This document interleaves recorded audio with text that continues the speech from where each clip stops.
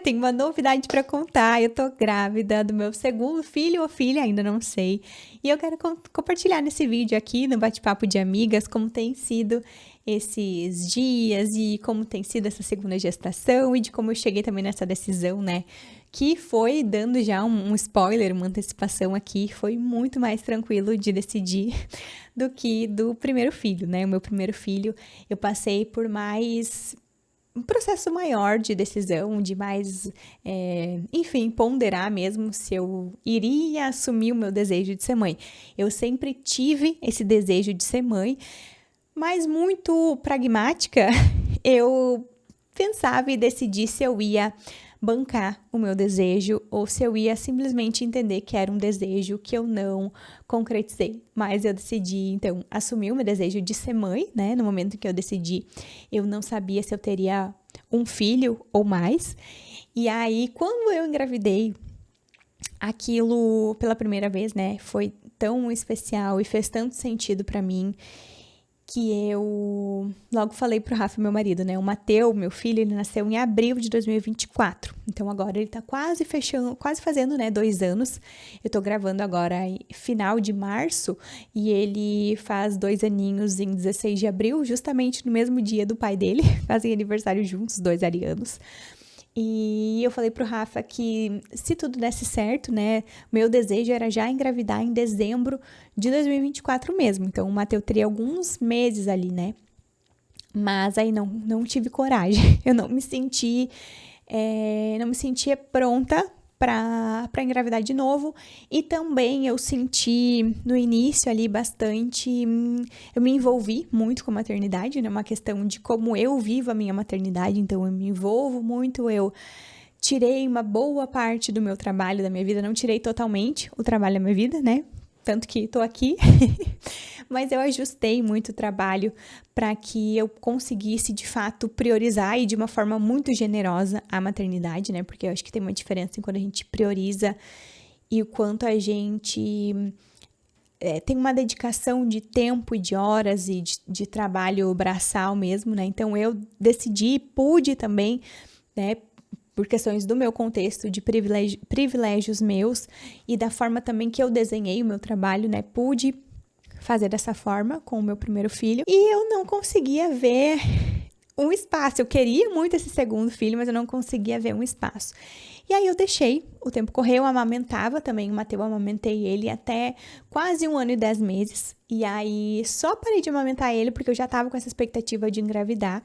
E como eu tive dificuldades para amamentar o Mateu, eu decidi finalizar uma história e com receio também de daqui a pouco me embananar com a amamentação de 2 crianças e tal, ou gestante amamentando, fiquei com medo de ter dor, porque no início da minha amamentação eu tive bastante dor.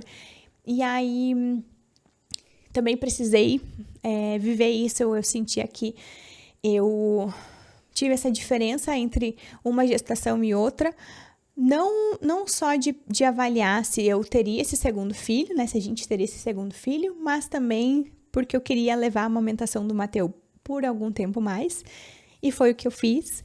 E aí a gente, e também, eu tenho uma questão de idade, que eu sou muito cagada, assim, com coisas de doença, e enfim, eu tenho bastante medos com relação à saúde na gestação e tudo. Então, eu não queria engravidar depois dos 35 anos. Não é um julgamento, eu acho que cada um sabe de si, mas eu sempre tive esse receio. Como eu acabei tendo meu primeiro filho, eu já tinha 32, eu acho que eu engravidei. Se eu não me engano, foi isso? Acho que foi isso. Então, eu já não era, né, mais novinha. E aí eu tinha essa questão do tempo. Então, como eu faço aniversário em junho, eu botei na minha cabeça que de janeiro a junho seria um tempo que eu teria as minhas tentativas de engravidar. E aí então eu desmamei o Mateu, comecei a tentar em janeiro e na primeira tentativa eu já engravidei. E foi, assim, uma surpresa muito feliz essa segunda gestação. É muito diferente, porque eu sinto ela muito mais leve. Porém, eu ainda tenho alguns receios, né? Então, eu sempre gosto de ver como tá o bebê. A cada eco que eu vejo que tá tudo bem, eu tenho um alívio, tenho uma paz no coração que continua. Mas no meu primeiro filho, isso era bem mais intenso, assim, era bem mais forte. Preocupações com ele, eu me via muito mais ansiosa também. E eu trabalhava muito também, eu acho que o meu cortisol era maior pela rotina mais acelerada. Hoje, como eu tenho uma rotina, por mais que eu tenha as questões com o Mateu, é uma rotina muito mais tranquila, eu tô muito mais em casa, eu tenho menos questão com o horário, né, com coisas marcadas. Eu tenho, por exemplo, um grupo de supervisão que eu dou semanal, que tem um horário marcado, tem aquele compromisso ali, mas as outras coisas com horário marcado que eu tenho são pessoais. Isso dá um alívio que às vezes a gente não percebe na rotina, né, no dia a dia, a gente se adapta, mas enfim, são questões que ficam ali.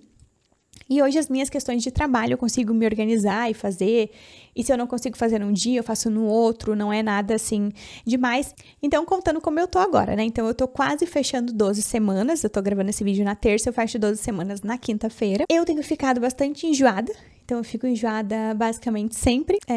No Mateu eu não fiquei nunca enjoada.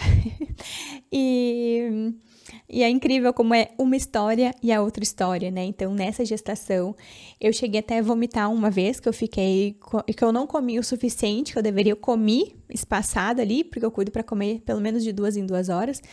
Eu comi de 2 em 2 horas, mas eu não comi a quantidade suficiente, porque eu tava comendo muito. E aí, eu lembro que eu fui numa consulta e meu médico falou assim, não, Ana, tu não precisa comer muito, tu pode comer um damasco, pode comer 2 nozes ou uma castanha, isso já vai te saciar. Porém, naquele dia eu fiz isso e não foi suficiente, eu não consegui voltar ali, e aí passei mal, enfim, vomitei várias vezes, foi bem ruim, mas é a única coisa também que eu tenho sentido nesse início, assim.